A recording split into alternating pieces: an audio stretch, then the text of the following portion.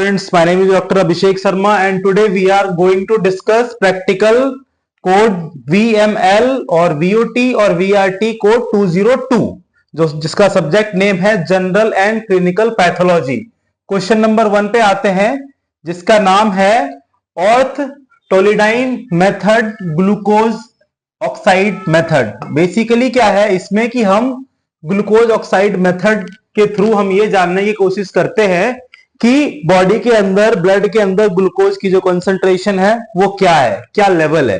जैसे इसका पर्पस यहां लिखा हुआ है estimate glucose level in biological sample. इसका एग्जांपल है यूरिन, मतलब कि ब्लड के अंदर ग्लूकोज का जो लेवल है वो क्या है। जैसे अगर मैं एक्सक्रीटरी सिस्टम की बात करूं तो यूरिन के अंदर ग्लूकोज अगर आ रहा है, अगर पेशेंट को डायबिटीज है जिसमें यूरिन में ग्लूकोज आता है तो कितना अमाउंट ग्लूकोज आ रहा है। ठीक है, इसका प्रिंसिपल क्या है, glucose react with orthotolidine in an acidic medium to form a coloured complex. अब कैसे पता करते हैं, हम पहले पेशेंट का सैंपल लेते हैं यूरिन का, उस सैंपल्ड यूरिन में हम ऑर्थोटोलिडीन डालते हैं। ठीक है, और जब हम उस सैंपल में ऑर्थोटोलिडीन मिलाते हैं तो वो एक तरीके का कलर्ड कॉम्प्लेक्स देता है अगर उसमें ग्लूकोज लेवल है तो। अगर उसमें ग्लूकोज लेवल होगा तो वो कलर्ड होगा, अगर ग्लूकोज नहीं होगा तो उसमें किसी भी तरीके का कोई भी कलर नहीं होगा। ठीक है, ये इसका पर्पस है। अब इसको करते कैसे है, सबसे पहला प्रोसीजर है, जो प्रोसीजर है उसमें सबसे पहला पॉइंट ये है, mix the sample with orthotolidine reagent and sulphuric acid. मतलब इस सैंपल में हम ऑर्थोटोलिडीन मिलाएंगे और सल्फ्यूरिक एसिड मिलाएंगे। हम एक टेस्ट ट्यूब लेंगे, ठीक है, हम एक कैपिलरी ट्यूब लेंगे, उसमें हम यूरिन डालेंगे और यूरिन के साथ साथ हम जो ये रिएजेंट है ऑर्थोटोलिडीन ये डालेंगे, सल्फ्यूरिक एसिड डालेंगे और उसके बाद उसको हम अच्छे से मिलाएंगे। पहले मिलाने के बाद हम इस सैंपल को वाटर बाथ देंगे, पानी में heat in a water bath for about 10 minutes. हम इसको गर्म करेंगे वाटर बाथ में कम से कम 10 मिनट तक। जब 10 मिनट के बाद ये सैंपल हीट हो जाएगा उसके बाद हम इस सैंपल को ठंडा होने के लिए छोड़ देंगे।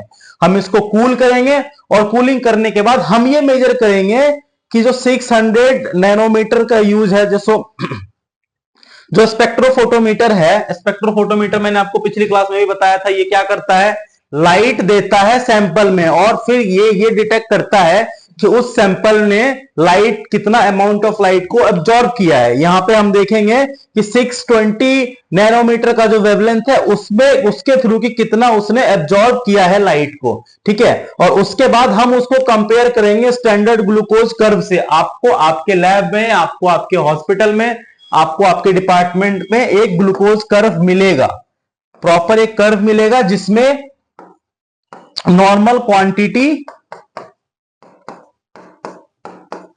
रिटन डाउन होगी, नॉर्मल क्वांटिटी लिखी हुई होगी। आपको उस कर्व से जो आपने यहां पे इस वाले पॉइंट पे नंबर 3 पे आपने जो सैंपल का अभी रिजल्ट निकाला है उस रिजल्ट को आपको इस कर्व से कंपेयर करना है। आपको ये देखना है कि इस कर्व में और जो सैंपल जो रिजल्ट आपने कलेक्ट किया उसमें कितने का डिफरेंस आ रहा है। ठीक है, उसके बाद आते हैं मूविंग फॉरवर्ड, दूसरा मेथड है जिसको कि हम कहते हैं ग्लूकोज ऑक्सीडाइज मेथड। अब ग्लूकोज ऑक्सीडाइज मेथड का पर्पस क्या है, इसमें इसका पर्पस ये है, ये जानना है कि ग्लूकोज कॉन्सेंट्रेशन ब्लड में या किसी अदर सैंपल में कितना है। ऑफ कोर्स आपके पास, आपके लैब में, आपके हॉस्पिटल में, आपके डिपार्टमेंट में पेशेंट आता है अपनी प्रॉब्लम लेके कि मुझे ये चेक करना है कि मेरी ब्लड में ग्लूकोज का लेवल क्या है।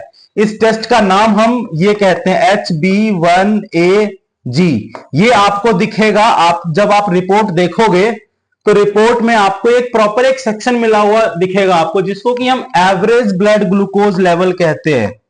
Average blood glucose level, average blood glucose जो लेवल है ये मेजर करता है कि लास्ट के 3 महीने से बॉडी के अंदर ग्लूकोज की जो वैल्यू है वो कितनी है, नॉर्मल से ज्यादा है, नॉर्मल से कम है या नॉर्मल है। एक वो मेथड है। ये जो टेस्ट है ये टेस्ट का नाम है, इस टेस्ट को हम इस मेथड से भी करते हैं, ग्लूकोज ऑक्सीडाइज मेथड से।